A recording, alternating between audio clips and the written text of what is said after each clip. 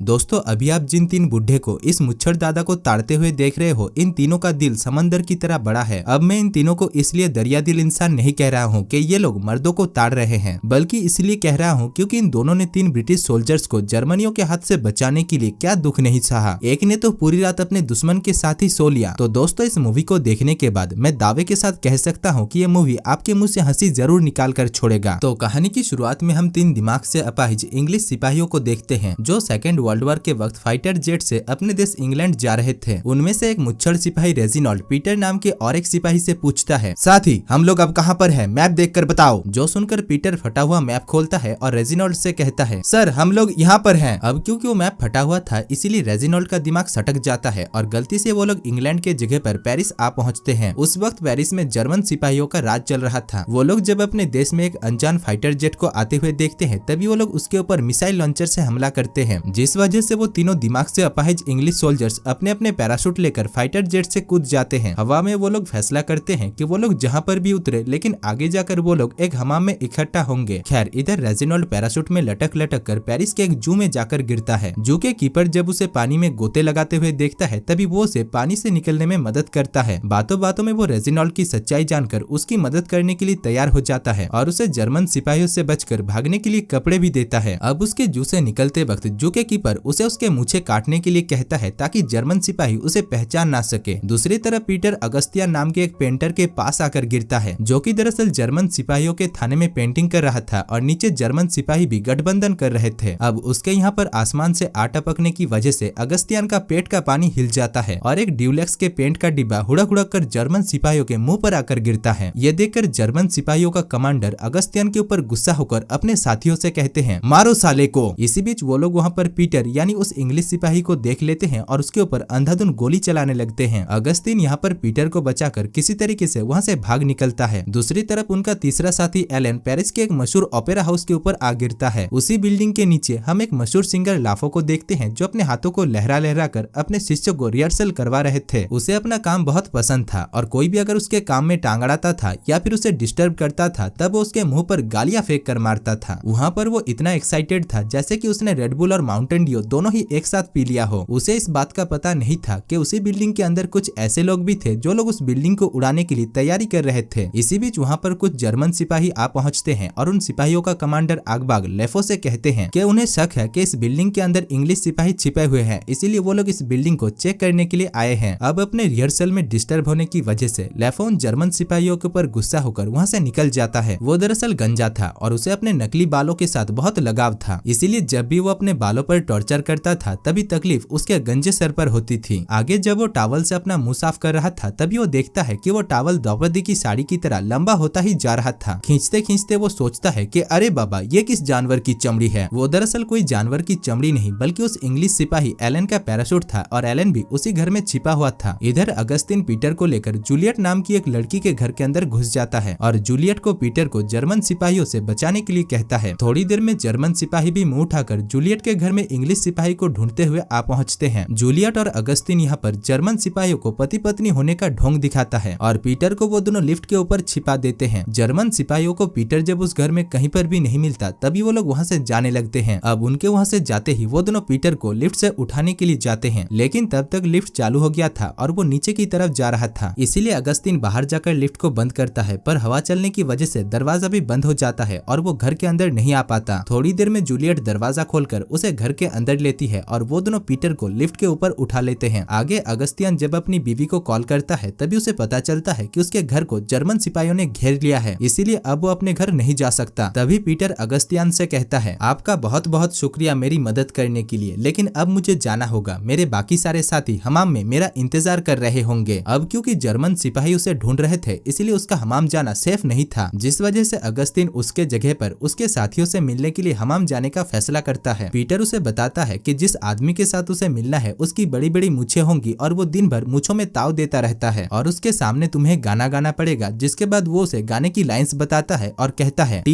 for two and 2 for T, me and you and me. अब इस जोखिम भरे काम में अगस्तियान का साथ देने के लिए जूलियट भी तैयार हो जाती है। दूसरी तरफ जर्मन सिपाहियों का कमांडर अगबग एलन को ढूंढते हुए फिर से लैफो के घर पर आ पहुंचता है, जहां पर लैफो फिर से एलन के साथ रिहर्सल कर रहा था और एलन को जर्मन सिपाहियों से बचाने की कोशिश कर रहा था। वो अगबाग को अपना पूरा घर, यहाँ तक कि अपना बोरिया बिस्तरा भी खोलकर दिखाता है, लेकिन अगबाग को एलन कहीं पर भी नहीं मिलता, जबकि एलन उसके सामने ही बैठा हुआ था। खैर आगे एलन लाफो को उसकी जगह पर हमाम जाने के लिए कहता है, क्योंकि उसका जाना खतरों से भरा हुआ था। एलन उससे कहता है कि हमाम जाकर उसे उसके साथियों के सामने एक गाना गाना पड़ेगा और वो है tea for two and two for tea, me and you and me. जिसके बाद लाफोस से कहता है, सुनो बच्चे, मैं तो चला जाता हूँ, लेकिन तुम भूलकर भी इस कमरे से बाहर मत निकलना, वरना जर्मन सिपाही तुम्हें पकड़कर तुम्हारे पीछे डंडा डालकर घुमा देंगे। दूसरी तरफ रेजिनॉल्ड, जो कि हमाम पहुंचकर सबसे पहले अपनी दाढ़ी काट लेता है। इधर अगस्तीन भी हमाम पहुंचकर दाढ़ी वाले आदमी को ढूंढने लगता है। वो एक नहाते हुए दाढ़ी वाले आदमी से कहता है, tea for two and two for T,